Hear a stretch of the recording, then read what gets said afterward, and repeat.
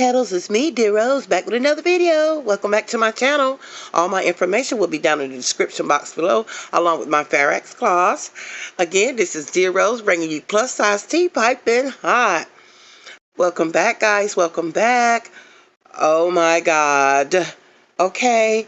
And it just keeps on giving, and it just keeps on giving, and it just keeps on giving. Okay, we all know the popular podcaster Joe Budden, loving hip hop, former reality star, rapper. We all know him. We've all seen him in the public for years. Some of us admire him. Some of us do watch him. I don't watch his podcast unless there's a topic that I want to, hear his opinion on. Used to be a fan of his during the Love and Hip Hop era that he was on.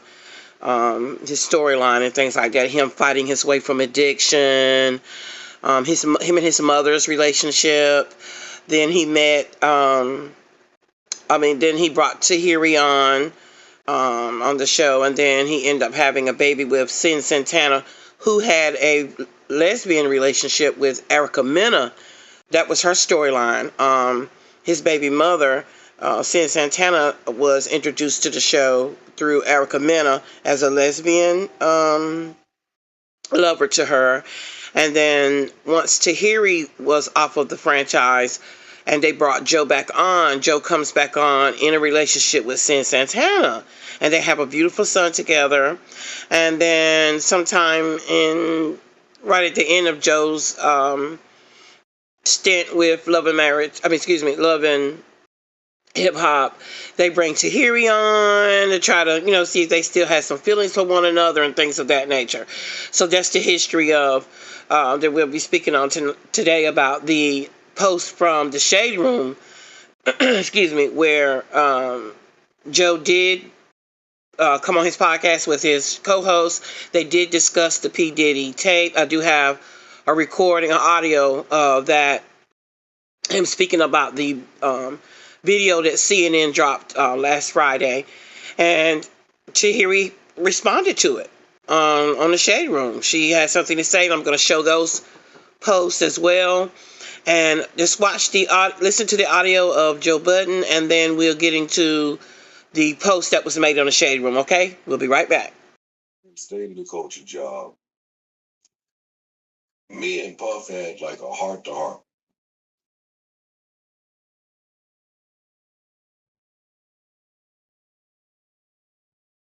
He looked me in my eyes and said, yo, I heard a lot of stories about you, and I hear that you are a lunatic. And here, we appreciate the creative part of being a lunatic. So if you want to create in that fashion, you can. All I'm telling you is don't throw anything and don't hit anybody, and you'll be fine. And boy, I felt so at home hearing that. But also in hearing that, it led me to believe that he understood the importance of not hitting people. Because that's important as you running a business and building a business. We're starting with the news that CNN broke last week, where they obtained hotel footage of Puff violently, graphically stalking and attacking Cassie. If that other angle come out, maybe kidnapping as well. But when it turned the corner, we don't get to see. But you ran a long way down that hallway, and if you dragged her even 4 more feet, we now include kidnapping. That shit was disgusting. What we all had to witness. That shit was almost unbearable to watch. I'm certain that was triggering for a lot of people. Absolutely. A lot of people that saw it. And that was Friday. Yes. Mm-hmm. I assumed that he would go and just hide somewhere. But why would you do that when you are just a glutton for attention? So he pops right back out. Talk about tone deaf. Talk about inability to read a room. Where are the fucking publicists? Where's anybody in this moment? But he pops back out with this half-hearted bullshit apology that was like, it's almost offensive. It was like a slap in the face, that apology. I didn't even watch it. I don't need to hear from him. I mean, I watched it because it was quick. It wasn't even, he didn't even try to put some sincerity into this thing. Friday, everybody here was in a good mood, good vibes. And it was our Friday weekend episode. We normally try to keep things, I prefer to try to keep things light for the weekend episodes. And that CNN Puff story broke as we were recording. Literally. Mm-hmm. And while we did touch on it, when I listened back, I didn't feel like enough time was devoted to just how much of a fucking lunatic that nigga looked like and what that means industry-wide for all parties involved. I think this broadcast is too big and comes with a great responsibility in matters like this. And I know that a lot of the music industry listens to this podcast. And I don't think this is the last of it, nor do I think that he is the only one. So at any point, we want to start having some uncomfortable conversations. Not only am I down for it, but I'm down to initiate it. Because this shit is a mess. And he looks like a fucking nut. He looks like a complete monster. Just a complete evil piece of shit. What I saw on that video, as horrific as it was, lends a lot of credence to anything horrific I've ever heard. Mm-hmm. Yeah. And that's the uncomfortable spot. Well, it's all uncomfortable, let me be clear. Mm-hmm. But maybe he was unaware of some of the things that were out there about him. That real niggas is just running around saying, nah, shit sounds so pretty. When you hear about people blowing up cars, it sounds like some movie shit. Mm-hmm. I need footage. I need something. When you start hearing about some of the other things we've heard about, I think that video allows for everything to be back on the table. Mm-hmm. Anything that we've ever heard about Kim Porter, may she rest in peace, is back on the table. The rumors about Albie Shore are back on the table. All of the violent stories that niggas refuse to believe because of who he is and what he has meant to the culture. After seeing that, after seeing him run down that long hallway in a towel, I've dissected that video plenty. And this is coming from somebody that doesn't typically look at things on the internet that'll make my stomach turn that way. But I thought it was important. To run down that hallway in a towel after a woman that is barefoot trying to escape. At one point, I thought that maybe he was in the shower. So she felt comfortable trying to make a getaway while he's in the shower. Maybe he had to run out.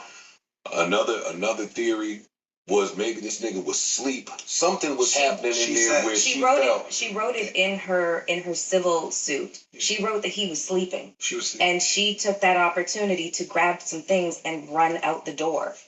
So, like the strange thing is like the civil filing that she filed back in November. Mm-hmm. All of this is in there. Yep. It's all in there. Yep. It explains why the feds raided all his houses. It's all in there. Like, after I watched that video, I was like, I gotta go back and read this thing, like, with a fine-tooth comb. And I decided to do that. And the shit it's vile. All of that stuff, for me, while important, was secondary. The first thing I'm thinking is, yo, dog, That's somebody's daughter. And you have That's daughters. and you have daughters. Mm-hmm. That's somebody's sister. That's somebody. People love this person. This is a tiny little beautiful girl. And for you to do this where you know there's cameras in a public setting, her response to it, where it was, the response told you that this has happened 20 million times. Mm-hmm. And in this moment, I think the best way to deal with this is to dead fish. Yeah. Mm-hmm. I've dealt with worse. Mm-hmm. So let me just take this moment. Dog, you lying sack of shit. You know this. And you tone deaf, and you so tone deaf, you on Instagram saying shit like time will tell the truth. And You don't know when to shut the fuck up. Okay, guys, so we heard the recording of how disgusted Joe and his co-hosts were about the video that CNN dropped last Friday with the assault of Cassie, Diddy assaulting Cassie. We heard his sentiments. We heard how he had a conversation with Diddy when Joe first came on the scene, and the advice and things like that. Don't put your hands on nobody. Blah, blah, blah, this and this and that. The other disgust that he felt, the co-host felt, some of them said they couldn't even watch it all the way through. Joe said he did watch it. Joe said he did watch the apology as well, which was only like a minute and 15 seconds long. If you have not seen that, I do have previous videos where I do have the full footage of the hotel assault, allegedly, and the apology as well. What do you guys think? Drop down in the comments and let me know. He doesn't seem to have said anything that haven't heard other about peers say about Diddy, because we all grew up in the same era. I hear a lot of some of the men and maybe some women that took up for him, that said that she was lying, she was trying to get a bag, it wasn't true. And just like Joe said in the video, or in the audio that we heard, that a lot of people couldn't associate that with him, for those that didn't know him. Now, for those that knew him closely, and his entourage and the people that have interactions with him, they knew of these allegations. They knew of the abuse and the things like that. They knew about it, and the women that were involved with him, of course, they knew. But of course, fans and people that are not close to him, we heard rumors. Now, you heard Joe speak about the I'll Be Sure rumor. All that has to be brought to the table, and all different other types of allegations that we heard through over the years in the streets about Diddy. And those were true sentiments, But honey, when Tahiri got wind of his podcast and how he spoke about, calling Diddy piece of shit and dissing things like that,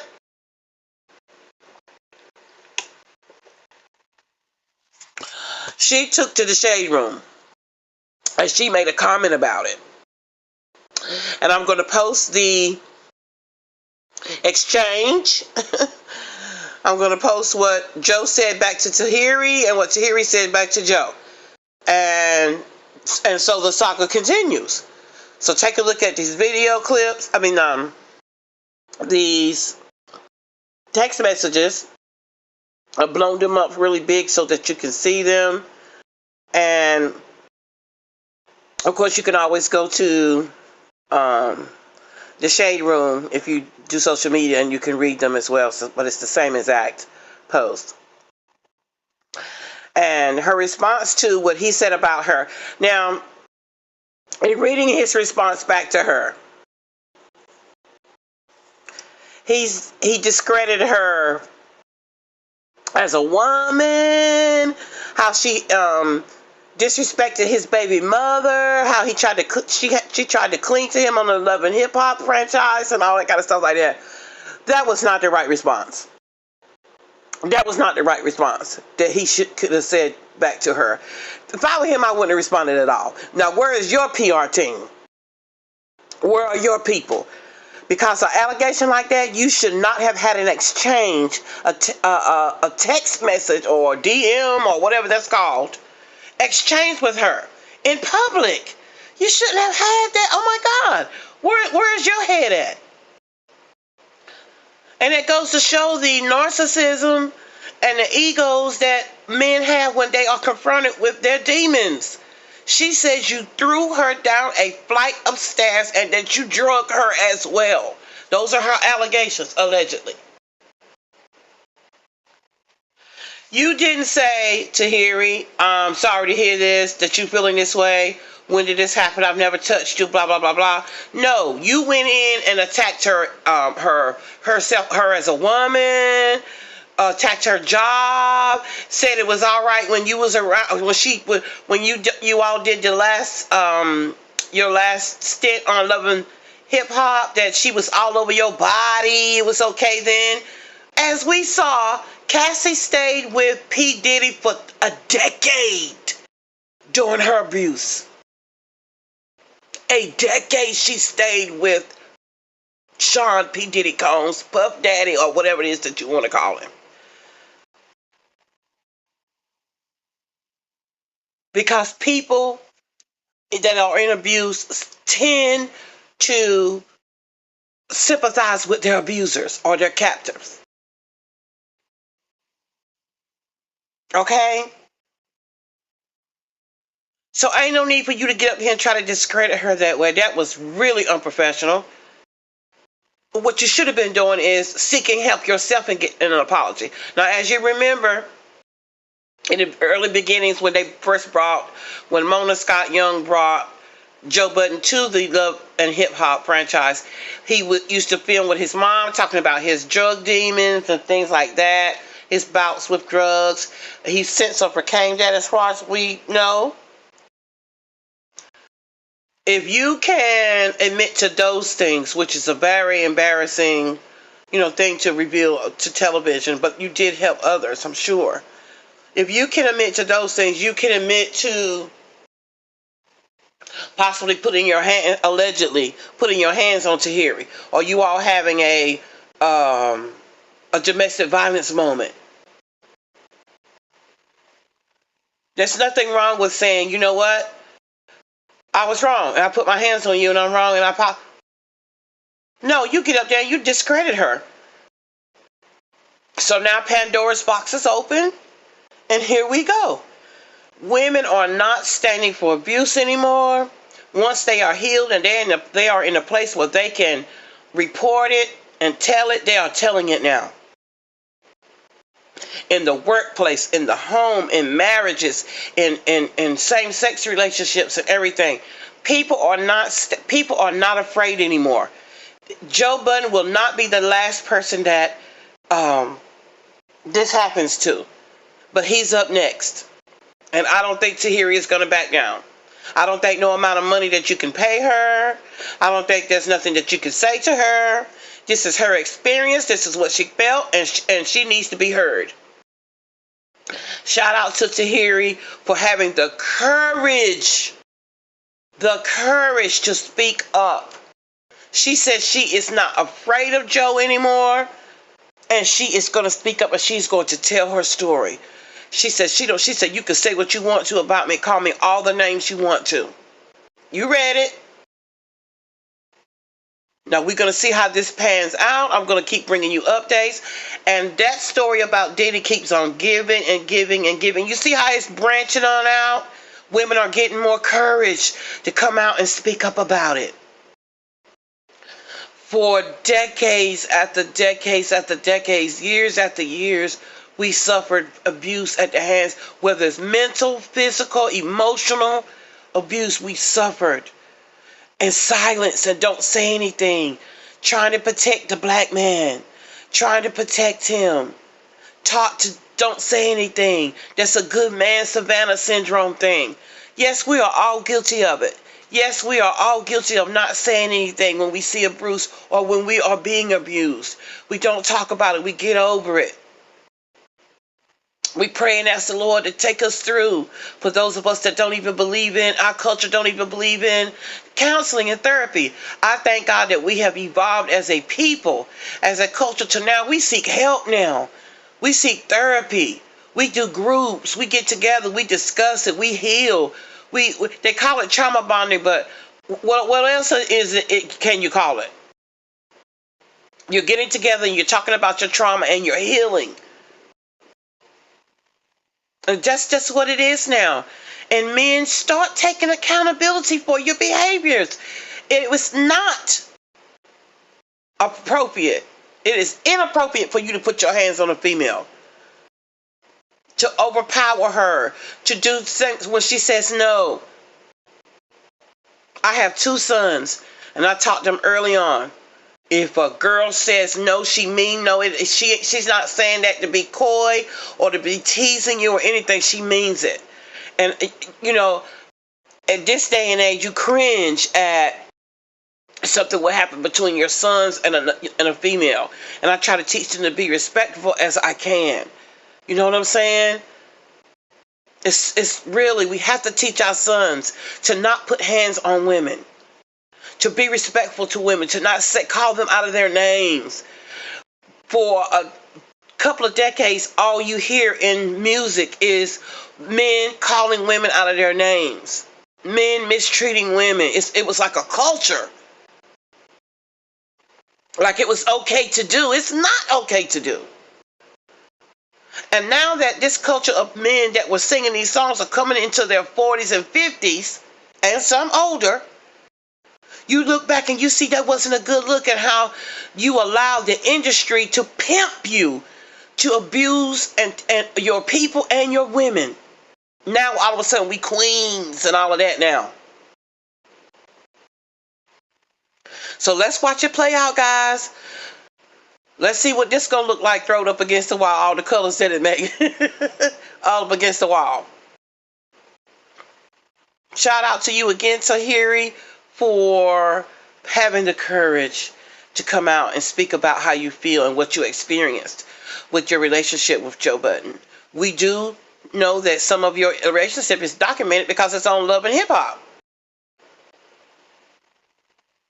Again, guys, thank you so much for the outpouring of viewing my videos and your comments. And I have almost 2,000 subscribers now. I really, really appreciate your love that you've shown me. If you like my content, please like, subscribe, and share. Leave a comment down below. Let me know what you think about the commentary. If there's any other stories you would like me to recap or review. Again, I will keep you abreast on the Joe Budden and Tahiri new saga that has sprung out from the P. Diddy tape that surfaced last Friday. But anyway, guys, again, I love you all so much. Good night, smooches.